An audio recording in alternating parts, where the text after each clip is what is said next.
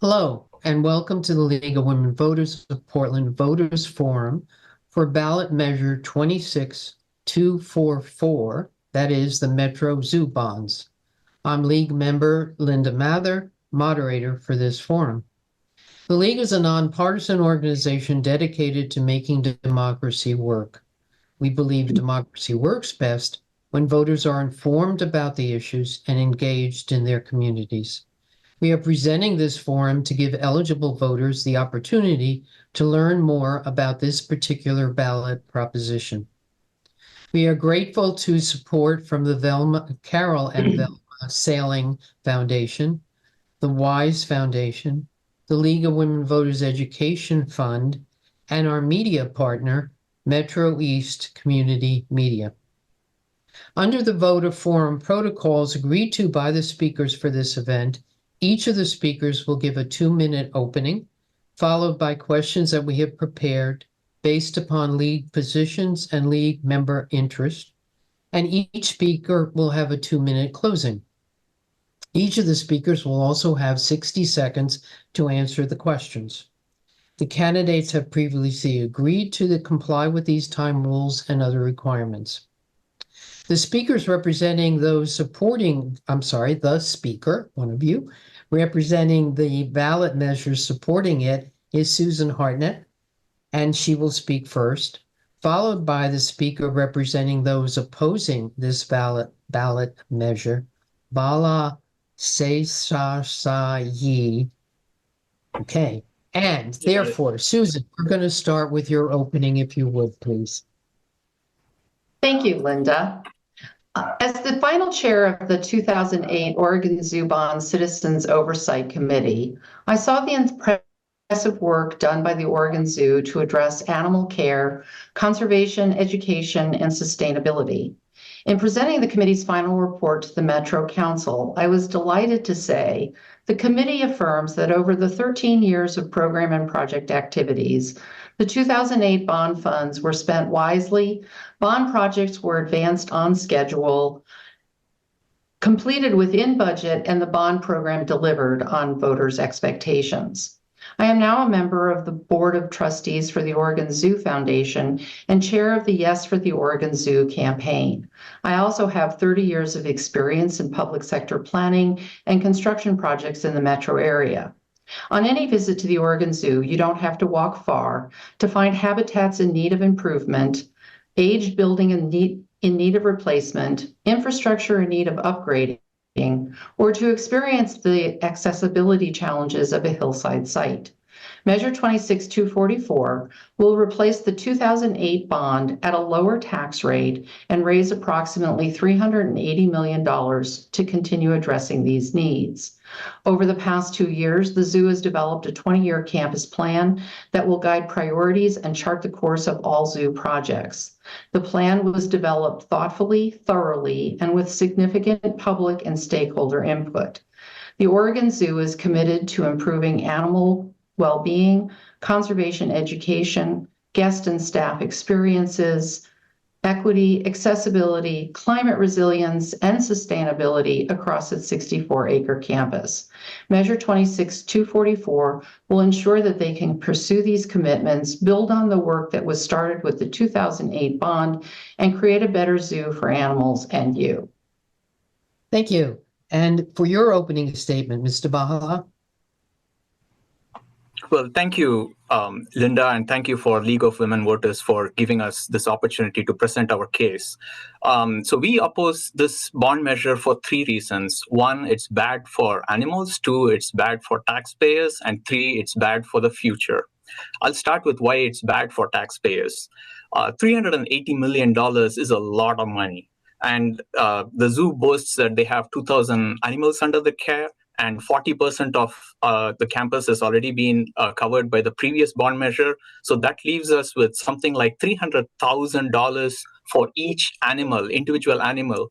And that's a lot of money. This is on top of what we are paying the zoo every year through our property taxes. And it's also bad for the animals because 57 million of the previous zoo bond measure was spent on the elephant habitat.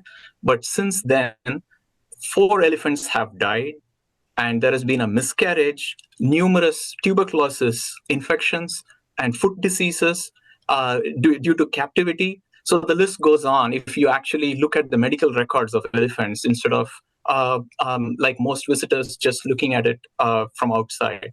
So it hasn't been good for the animals either. And thirdly, this is most concerning, is that it is bad for our future. The zoo's attendance has been declining for the past decade, and their reliance on property taxes has just been increasing because their revenues are not keeping up. Uh, and uh, and the zoo proponents are well aware of it, so they are using their institutional might and money power to force through this bond measure. So to wit, the PAC formed by the zoo has $600,000 in contributions, and they are going with the campaign. That should tell you that they cannot stand on the merits of the case, but have to rely on money. Thank you. Thank you. And you're going to get the first question. So if you just breathe for a second. What is the appropriate role of a zoo in the community today? Yes, thank you for that question, because zoos are not meant to be a source of entertainment. They should be dedicated to conservation. And if we look at the animals we have at the zoo, there are native species and exotic ones like elephants and polar bears. The exotic ones are there for just as exhibits. They have no chance of ever being let out back in the wild. And that is what we feel the zoo needs to scale back on and focus on native species so they can actually perform conservation and be able to let them out back into the wild to have a thriving, sustainable population. That should be the focus of the zoo and not be a replacement of a circus, for example. Okay, and Susan, the appropriate role of the zoo? Well, I would definitely agree that the Oregon Zoo is not about entertainment. It is a very special place where children and families can connect with wildlife in ways that they can't in any other way. It's not the same as videos or movies.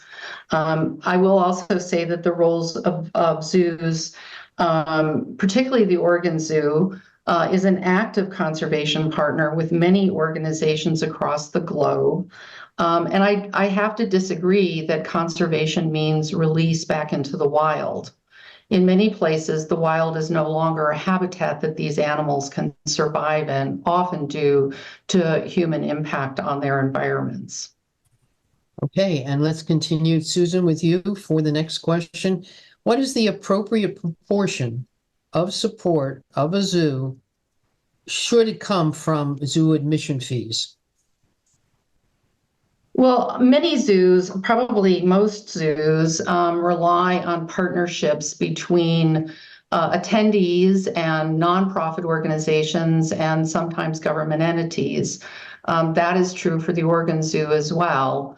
I don't know that I can answer specifically what that proportion would be. What I can tell you is the Oregon Zoo Foundation works very hard to raise contributions which help support not only the operational side of the zoo's activities, but the capital investments that are needed to continue to improve constantly what the habitats are, what care the animals receive, and things like special engagement activities are oftentimes paid for through the Oregon Zoo Foundation contributions. Okay, and Ballot, the appropriate portion from zoo admission fees. Yes, thank you. We believe that the public should not be in a role where we need to support animals that do not have habitats on the other side of the world, especially with our local tax dollars. That's why we have federal tax and state tax to support all that. There is no reason for yet another tax to sustain the population of exotic wildlife that don't even belong in the Oregon environment. So ideally, that should be zero, just like OMSI, a museum for science and industry, which is also educational and it promotes STEM. I have no stake in OMSI, by the way. I'm just picking it as an example. That has zero support from the government, and yet they are doing a great job of keeping children engaged without sacrificing any animal's freedom. You continue a little bit with, if you would, Bala, the role then that conservation should play in a zoo's mission.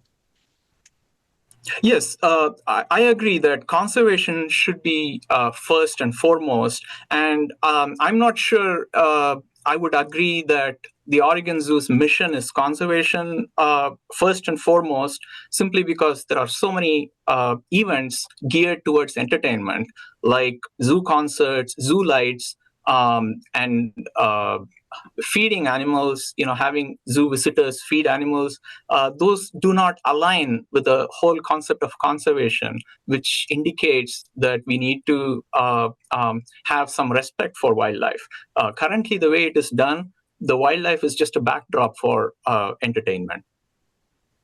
Susan, conservation as the role of the zoo's mission? Conservation is clearly a core mission for the Oregon Zoo.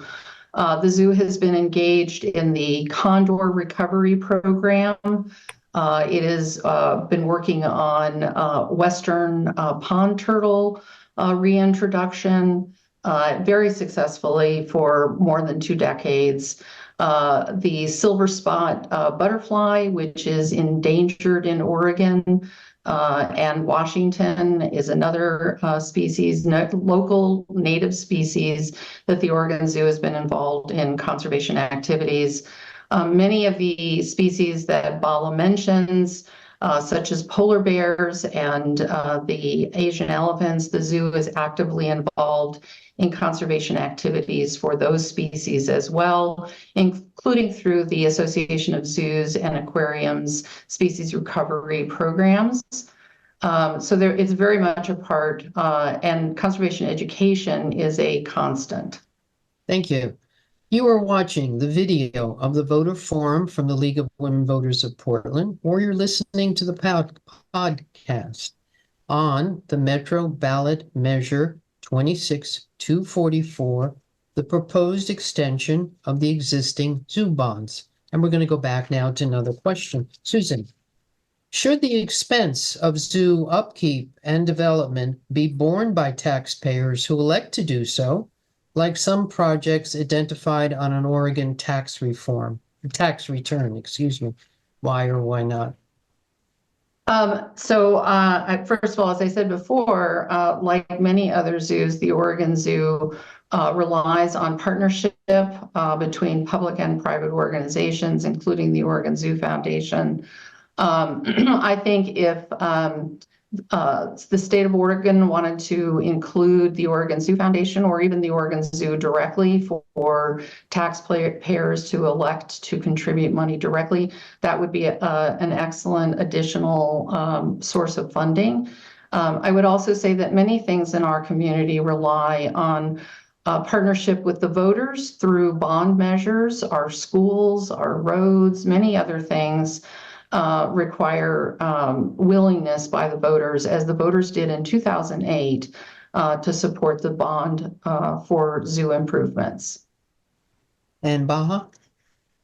Yes, thank you. I think it wouldn't even be necessary, because I believe if the zoo is focused on native species conservation, there will not even be a need to get government money or taxpayers' money. So to give an example, from the 2008 bond measure, roughly 70% of the 2008 bond measure money went into exotic species, elephant, polar bears, and so on. And 1.5% actually went to the California condors. You can look it up. It's in the final committee report.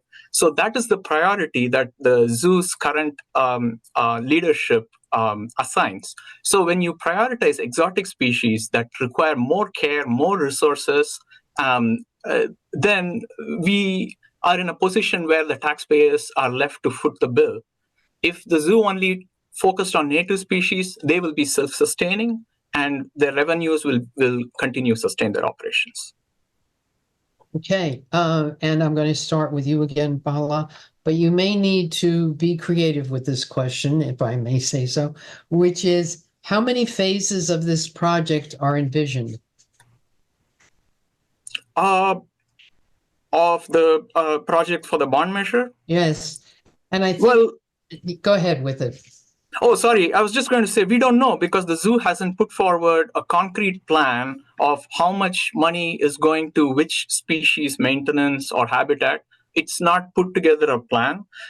It is clear that the current bond measure is not driven by the need from the zoo, but by the need of Metro to continue accessing this source of revenue. Because the 2008 bond measure is about to be completely paid off. And once that's paid off, then the tax source of tax revenue will disappear. So now we see that Metro is instituting this vote so that they could continue receiving the tax money. And the zoo has promised that they will put together a plan only after this bond measure passes. And Susan, how many phases of this project are envisioned? So as I mentioned before, the zoo has been working on and has completed a 20-year campus plan. It's available on the Oregon Zoo website, and I would encourage people to go look at it. It is a comprehensive plan. It looks at the entire remaining portion of the zoo that has not been upgraded or improved to date. The plan is currently under review by the City of Portland for land use purposes. Once that has been completed, the zoo will go back to the Metro Council with a detailed next phase of development, which will be funded if this bond measure is passed. The zoo is not attempting to say, here's what we need forever and ever, because things change. As I mentioned before, the AZA species recovery plans change. What is needed, what habitats are potentially in need of upgrades over time will change. So this long-term plan allows for flexibility, but also clarity. And thank you. Thank you, both of you, for the answers to your questions. We turn now to the closing statements. And Susan, you go first. Thank you. The Oregon Zoo is a community treasure that deserves our support through a yes vote on Measure 26-244. The zoo's mission is to provide the highest quality animal care and to educate people about ways we can contribute directly through our actions to wildlife conservation. The zoo also brings our families and communities together with shared experiences of the wonder of nature and wildlife. Measure 26-244 will raise approximately $380 million, allow the important and needed improvements at the zoo that were started through the 2008 bond to continue, and it will not raise our current tax rate. Measure 26-244 is a sound investment in our community and in our economy. The zoo has proven it can successfully deliver on its promises, and like the 2008 bond, the 2024 bond includes the same citizen oversight and reporting requirements. I am voting yes on Measure 26-244, and I hope that you will join me. Thank you. And Bala, your closing statements, please. Yes, thank you, Linda. We urge voters to vote no on the zoo bond measure for 3 reasons to iterate. It's bad for animals, as demonstrated by the 2008 zoo bond, which resulted in 4 elephant deaths and a miscarriage and continuing diseases. It is bad for taxpayers because it is clear that this measure is not based on concrete need of the zoo, but for Metro's need to continue the revenues. And thirdly, it is bad for our future, as demonstrated by the declining zoo attendance, the increased reliance on the zoo on taxpayers' money, and the bond proponents are well aware of this, which is why they have a PAC with $600,000 in contribution. And if they really believed in the merits of the bond by itself, they wouldn't be relying on such an expensive ad campaign. And finally, the short runway between when this bond was approved to be put into vote and the election date, this is from February to May, it is so short, indicating that the bond proponents are trying to rush this through. They do not believe that this bond measure is good for us, but they still want to rush this through with the hope that the informed voters won't notice. And I thank League of Women Voters for helping voters take informed decisions, and I thank you for this opportunity. And I want to thank both of you for the clarity of your answers. And let's move on then to say that this concludes today's video forum on Metro Zoo Bond Measure 26-244. Again, my thanks to both of you. Audience members, please share this forum recording and podcast with your family and friends. We all need to be informed voters. If you are registered to vote by April 30th, you should receive your ballot by May 6th. As with all Oregon elections, almost all voters will participate by mailing in their ballots, although in-person voting is available.